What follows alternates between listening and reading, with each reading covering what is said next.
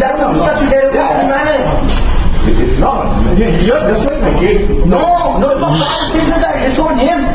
कसाब, ये उसका नाम है जिसने 26/11/2008 में एक आतंकवादी जो हमला हुआ था मुंबई में, उसका ये मेन सरगना था और उसके बाद उसे फांसी दी गई। उसके कई साथी इसमें मारे गए थे।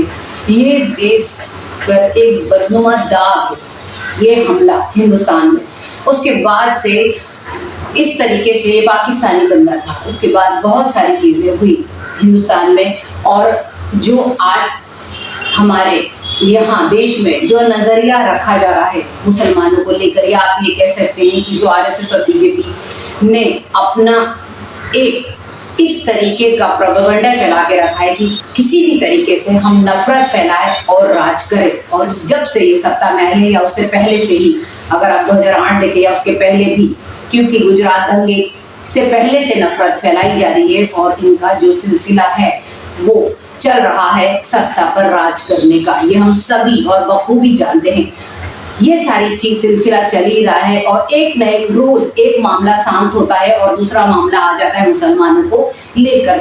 ये सारी जो चीजें गतिविधियां जब हो रही है नफरत फैलाने वाली, तो इसमें मुसलमानों को बहुत नुकसान हो रहा है। मुसलमानों को नौकरियां नहीं मिल रही हैं, उन्हें भेदभाव की नजर से देखा जा रहा है। मैं ये नहीं कह रही कि पूरे देश में ऐसा हो रहा है, लेकिन कई जगहों पर उनके साथ इस तरीके से गलत नजरों से देखा जाता है, और कि आप मुसलमान हो इस तरीके से वो चीजें आ रही है सामने। कोई सब्जी नहीं ले रहा है तो कहीं कोई नौकरी नहीं देता है, या ये कह दिया जाता है कि आप मुसलमान हो और आपको हम इस सोसाइटी में रहने नहीं देंगे, आप मटन मच्छी खाते हैं। मतलब किसी भी तरीके से कोई भी चीजों की सारी चीजें ऐसी है नहीं। आप खाओ, खाना तक खाओ तो इनसे पूछ के खाओ। अगर आपने कपड़े पहने तो ये मुसलमान है, इस तरह का कपड़ा पहना है, हिंदू है। इस तरीके से पूरे देश को जो बीजेपी आरएसएस ने बांट दिया है, रोज कोई ना कोई मुद्दा आता रहता है। आपने अभी देखा, कल हमने एक रिपोर्ट दिखाई थी दिल्ली की, जहां पर पिता के 22 टुकड़े कर दिए माँ और बेटों ने।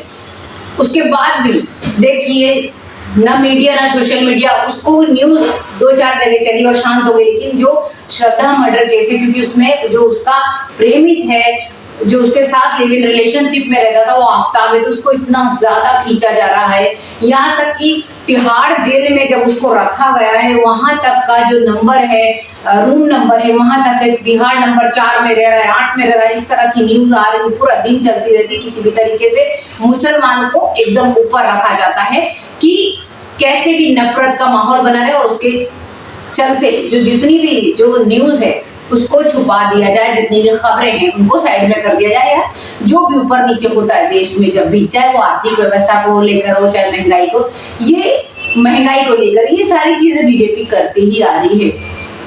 इस तरह का सिलसिला रोज चलता ही रहता है। मुसलमान के नाम पर एक और अभी कल ही का केस है कि एक यूनिवर्सिटी है, उसमें प्रोफेसर ने एक स्टूडेंट को कसाब कह दिया। कसाब कहने के बाद वो बच्चा आग बबूला हो गया, और सुनिए उसने किस तरीके से अपने प्रोफेसर को जवाब दिया है। इस तरह का मजाक अस्वीकार्य है। आप मेरे मजहब को लेकर मजाक नहीं कर सकते।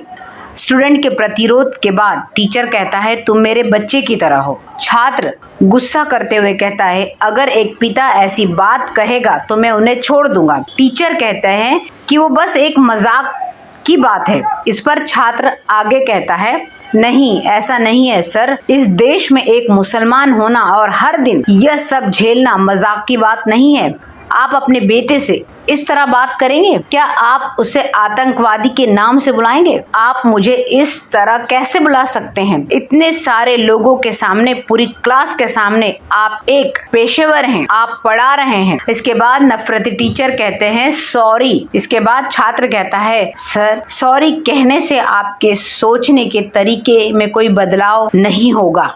सुना आपने ये पूरे के पूरे प्रकरण को, किस तरीके से बच्चे को ये बोला गया, पूरे जो उस टाइम पे जो ये वारदात हुई है, और किस तरीके से बच्चे ने अपने आप को कहा है कि आप कैसे ऐसा बोल सकते हैं। तो आप पढ़ाते हो, आप गुरु हो, एक गुरु भेदभाव कैसे कर सकता है? तो ये सारी चीजें आगे आ रही हैं कि इतना मतलब दिमाग में आरएसएस और बीजेपी ने अपनी व्हाट्सएप यूनिवर्सिटी, सोशल मीडिया पर इस तरीके से चला दिया है कि पूरा दिन आप इसी में लगे रहो और उसके अलावा आपको कुछ न दिखे कि एक प्रोफेसर तक पढ़ाई के वक्त उसको कसाब बच्चे को बोल देता है। बहरहाल जो रिपोर्ट आई है उसके बाद वो जो प्रोफेसर थे, जब देखा सोशल मीडिया पे ये वायरल हो रहा है वीडियो, तो उन्हें सस्पेंड कर दिया गया है। तो ये सारी चीजें जो हो रही हैं ये हमारे देश के लिए अच्छी नहीं है। ये सारी चीजें जो नफरत फैलाई जा रही है इससे मुसलमानों को तो नुकसान है, लेकिन हिंदू कभी ये ना भूले कि हमें नुकसान नहीं है। क्यों?